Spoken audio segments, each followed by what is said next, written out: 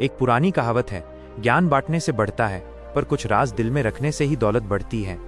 ये कहानी है एक साधारण पर समझदार युवक की, जिसका नाम था आदित्य। आदित्य एक छोटे से गांव में रहता था, जहां ज्यादातर लोग रोज कमाते और रोज खाते थे। उनके पास न तो बचत का ज्ञान था, न ही भविष्य की चिंता। आदित्य भी इसी माहौल में पला बढ़ा, पर उसके मन में कुछ अलग करने की ज्वाला थी।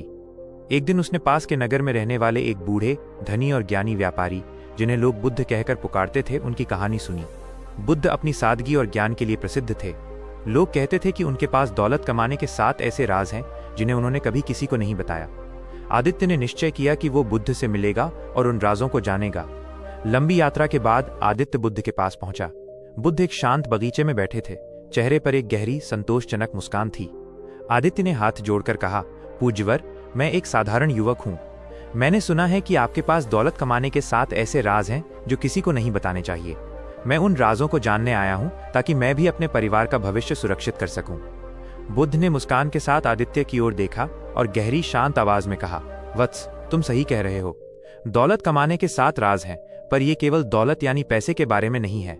ये जीवन के उस सत्य के बारे में है जो तुम्हें सफल और सुखी बनाता है। इन राजों को जानना काफी नहीं, इन्हें जीना पड़ता है, और इन्हें अपनी शक्ति बनाए रखने के लिए किसी को बताना नहीं चाहिए। बुद्ध ने एक एक करके वे 7 राज आदित्य को बताए। पैसे कमाने के वो 7 राज जो किसी को मत बताना। 1. अपने लक्ष्य की चुप्पी, the silence of your goal. वत्स, तुम्हारा पहला राज है तुम्हारे सबसे बड़े आर्थिक लक्ष्य की गोपनीयता। अपने सपने, अपनी बड़ी योजनाएं और कितना पैसा कमाना है माइनस ये किसी को मत बताओ। ज्यादातर लोग सलाह के नाम पर तुम्हें भ्रमित करेंगे या ईर्ष्या करेंगे। तुम्हारी ऊर्जा और आत्मविश्वास टूट सकता है। अपना लक्ष्य तय करो और उसे चुपचाप लगन से हासिल करो। तुम्हारी सफलता तुम्हारा जवाब होगी। 2.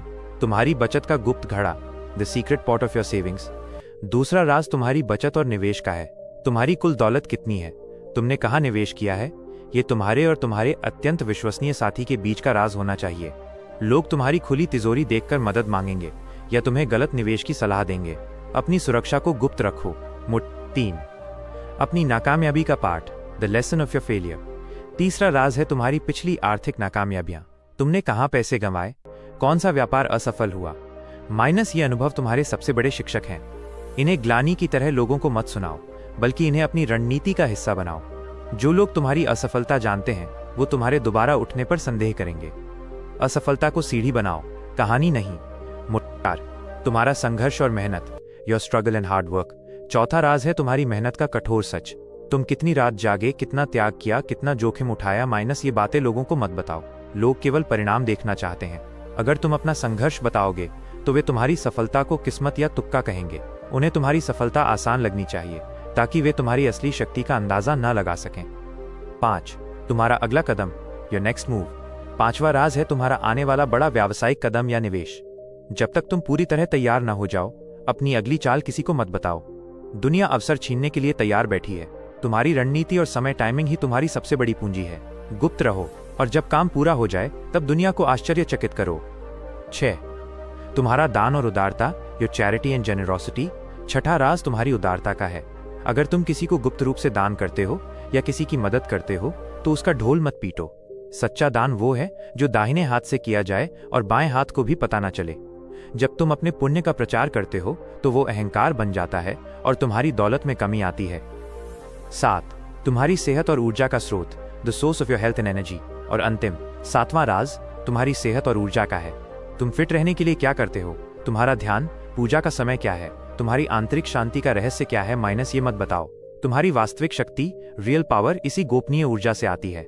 जब तुम्हारी सेहत और शांति अटूट रहेगी तभी तुम दौलत कमाने के लिए लगातार काम कर पाओगे। बुद्ध ने गहरी सांस ली और कहा, वत्स, ये 7 राज सिर्फ दौलत कमाने के लिए नहीं है, ये एक शक्तिशाली जीवन जीने के सूत्र हैं। इन्हें अपने भीतर संभाल कर रखो। जब तुम इन राजों को जीते हो तो तुम्हारी चुप्पी तुम्हारी सबसे बड़ी शक्ति बन जाती है। लोग तुम्हारी सफलता देखेंगे पर उसका कारण कभी नहीं जान पाएंगे, और जब वे कारण नहीं जानेंगे तो वे तुम्हें कभी हरा नहीं पाएंगे।